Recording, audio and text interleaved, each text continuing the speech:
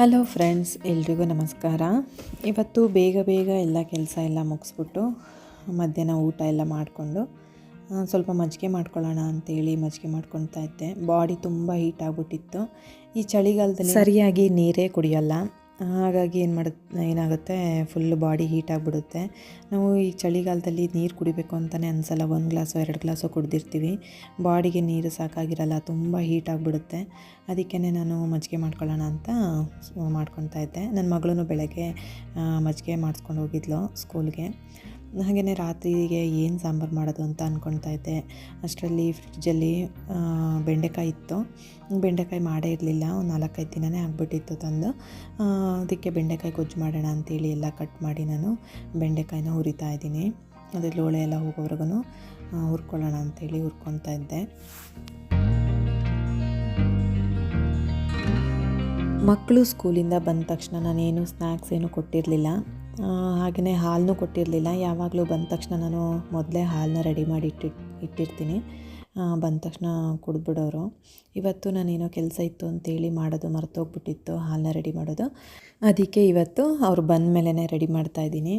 Ready ಮಾಡೋದು ಅಂದರೆ ಇನ್ನೇನಿಲ್ಲ, ಅದನ್ನು ಮಿಲೆಟ್ಸ್ ಪೌಡ್ರನ್ನ ಹಾಲಿನ ಜೊತೆ ಅದನ್ನು ಚೆನ್ನಾಗಿ ಕುದಿಸ್ಬಿಟ್ಟು ಆಮೇಲೆ ನಾವು ಹಾಲು ಕೊಡಬೇಕಲ್ವ, ಅದು ತಣ್ಣಗಾಗೋದು ತುಂಬ ಟೈಮ್ ಆಗುತ್ತಲ್ಲ ಅಂಥೇಳಿ ನಾನು ಅವ್ರು ಬರೋಕ್ಕೆ ಇನ್ನೊಂದು ಅರ್ಧ ಗಂಟೆ ಇದೆ ಅನ್ನೋ ಅಷ್ಟರಲ್ಲಿ ನಾನು ರೆಡಿ ಮಾಡಿ ಇಟ್ಟಿರ್ತೀನಿ. ಅವ್ರು ಬರೋ ಅಷ್ಟರಲ್ಲಿ ಸ್ವಲ್ಪ ಬೆಚ್ಚಗಿರುತ್ತೆ. ಅವ್ರು ಬಂದ ತಕ್ಷಣ ಡ್ರೆಸ್ ಚೇಂಜ್ ಎಲ್ಲ ಮಾಡಿಕೊಂಡು ಕುಡಿತಾರೆ. ಅದಕ್ಕೇ ನಾನು ಮೊದಲೇ ರೆಡಿ ಮಾಡಿ ಇಟ್ಟಿರ್ತೀನಿ. ಇವಾಗ ನಾನು ಅವ್ರು ಬಂದ ತಕ್ಷಣ ಮಾಡಬೇಕು ಅಂತಂದರೆ ತುಂಬ ಸುಡ್ತಾ ಇರುತ್ತೆ, ಕುಡಿಯಲ್ಲ. ಆಮೇಲೆ ನಾನು ನೀರಿಗೆ ಆರೋದಕ್ಕಿಟ್ಟು ಆಮೇಲೆ ಸ್ವಲ್ಪ ತಣ್ಣಗೆ ಮಾಡಿ ಆಮೇಲೆ ಕೊಡಬೇಕು.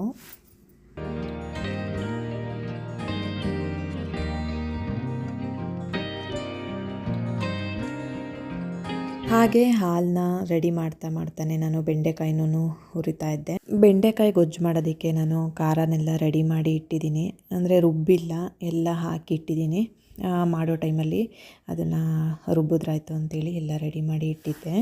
ಹಾಲನ್ನ ಆರೋದಕ್ಕೆ ಅಂತೇಳಿ ಒಂದು ಪಾತ್ರೆಯಲ್ಲಿ ನೀರು ಹಾಕ್ಬಿಟ್ಟು ಆಮೇಲೆ ಆರೋದಕ್ಕೆ ಇಟ್ಟಿದ್ದೆ. ಅದು ಚೆನ್ನಾಗಿ ಬೇಗ ಆರಿಬಿಡುತ್ತೆ ಅಂತೇಳಿ ಆಮೇಲೆ ಮಕ್ಕಳಿಗೆ ಕುಡಿಯೋದಕ್ಕೆ ಕೊಟ್ಟಾಯಿತು.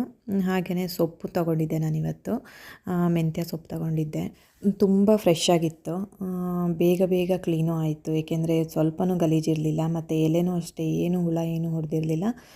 ತುಂಬ ಚೆನ್ನಾಗಿತ್ತು. ಬೇಗ ಕ್ಲೀನ್ ಮಾಡಿಕೊಂಡು ಅದನ್ನು ಕವರಿಗೆ ಹಾಕ್ಬಿಟ್ಟು ನಾನು ಫ್ರಿಡ್ಜಲ್ಲಿ ಇಟ್ಟಿಟ್ಟೆ. ಯಾವುದೇ ಸೊಪ್ಪು ತಂದ್ರೂ ಅಷ್ಟೇ ಅದನ್ನು ಕ್ಲೀನ್ ಮಾಡೋದೇ ಒಂದು ದೊಡ್ಡ ಕೆಲಸ ಆಗಿರುತ್ತೆ. ತರಸೆ ತುಂಬ ಇರುತ್ತೆ, ಮತ್ತು ಹುಳಗಳು ಹೊಡೆದಿರುತ್ತಲ್ವ, ಅದನ್ನೆಲ್ಲ ಕ್ಲೀನ್ ಮಾಡಬೇಕು. ಅರ್ಧಕ್ಕರ್ಧನೇ ವೇಸ್ಟ್ ಆಗೋಗುತ್ತೆ. ಹಾಗಾಗಿ ನಾನು ಸೊಪ್ಪನ್ನ ಜಾಸ್ತಿ ತಗೊಳ್ತಾ ಇರಲಿಲ್ಲ. ಇಲ್ಲಿ ಊರಿಂದ ಕೊಟ್ಟು ಕಳಿಸಿದ್ರೆ ಅದನ್ನು ಫ್ರಿಡ್ಜಲ್ಲಿ ಇಟ್ಕೊಂಡು ಅದನ್ನು ಯೂಸ್ ಮಾಡ್ತಾಯಿದ್ದೆ. ಮತ್ತು ಇಲ್ಲಿ ಫ್ರೆಶ್ ಆಗಿತ್ತು ಅಂತ ಅನಿಸಿದ್ರೆ ಮಾತ್ರ ತಗೊಳ್ತಾ ಇದ್ದೆ. ಸೊಪ್ಪನ್ನ ತಗೊಳೋದಕ್ಕೆ ಯಾಕೆ ಬೇಜಾರು ಅಂತಂದರೆ, ಹೊರಗಡೆ ಚೆನ್ನಾಗೇ ಇರುತ್ತೆ, ಕಟ್ಟು ಬಿಚ್ಚಿದ್ರೆ ಸಾಕು ಫುಲ್ ಒಳಗಡೆ ಕೊಳ್ತೋಗಿರುತ್ತೆ, ಅರ್ಧಕ್ಕರ್ಧನೇ ವೇಸ್ಟ್ ಆಗೋಗುತ್ತೆ. ಹಾಗಾಗಿ ಬೇಜಾರು ನನಗೆ. ನನ್ನ ಮಗ ಹಾಲು ಕುಡಿಯೋದಕ್ಕೆ ಇಷ್ಟು ನಾಟಕ ಮಾಡ್ತಿದ್ದಾನೆ ಅಂತಂದರೆ ನನಗೆ ಬೇಡ ಅನ್ನೋದು, ಇಲ್ಲ ನೀನು ಸ್ವಲ್ಪ ಕುಡಿಯಮ್ಮ ಅಂತ ನಾಟಕ ಮಾಡ್ತಾ ಇದ್ದ. ನನ್ನ ಮಗನ ಕೈಯಲ್ಲಿ ಹಾಲಿನ ಲೋಟ ಇದ್ದರೆ ಸಾಕು, ತುಂಬ ಥರದ್ದು ನಾವು ಎಕ್ಸ್ಪ್ರೆಷನ್ಸ್ ನೋಡ್ಬೋದು ನನ್ನ ಮಗನ ಮುಖದಲ್ಲಿ. ಹಾಗೆಯೇ ನಾನು ಸಾಂಬಾರನ್ನು ಮಾಡಿಬಿಡೋಣ ಇವಾಗಲೇ ಅಂತೇಳಿ ಸಾಂಬಾರನ್ನು ಮಾಡ್ತಾಯಿದ್ದೀನಿ. ಆಮೇಲೆ 6:30 ಹಿಂಗೆ ಮಕ್ಕಳು ಓದೋದಕ್ಕೆ ಕೂತ್ಕೊಳ್ತಾರೆ. ನಾನು ಅಡುಗೆ ರೂಮಿಗೆ ಅಡುಗೆ ಮಾಡೋದಕ್ಕೆ ಅಂತೇನಾದ್ರು ಬಂದರೆ ಅವರೂ ಒಂದು 10 ಸತಿ ಓಡಾಡ್ತಾ ಇರ್ತಾರೆ, ಅಡುಗೆ ರೂಮಿಗೂ ಮತ್ತು ರೂಮಿಗೂ. ಏನಾದರೂ ಡೌಟ್ ಇದೆ ಅಂತ, ಡೌಟ್ ಇಲ್ಲ ಅಂದ್ರೂ ಡೌಟ್ ಇದೆ ಅಂತ ಓಡಾಡ್ತಾರೆ ಬೇಕು ಅಂತ. ಹಾಗಾಗಿ ನಾನು ರೂಮ್ನಲ್ಲೇ ಕೂತ್ಕೊಳ್ತೀನಿ. ಅನ್ನ ಸಾಂಬಾರು ಎಲ್ಲ ರೆಡಿ ಮಾಡಿಬಿಟ್ಟು ಮಕ್ಕಳದ್ದು ಲಂಚ್ ಬಾಕ್ಸು ಮತ್ತು ಸ್ವಲ್ಪ ಪಾತ್ರೆಗಳೆಲ್ಲ ಇತ್ತು, ಅದನ್ನೆಲ್ಲ ತೊಳೆದ್ಬಿಟ್ಟು ನಾನು ಮಕ್ಕಳಿಗೆ ಓದ್ಕೊಡೋದಕ್ಕೆ ಕೂತ್ಕೊಂಡೆ. Thank you all.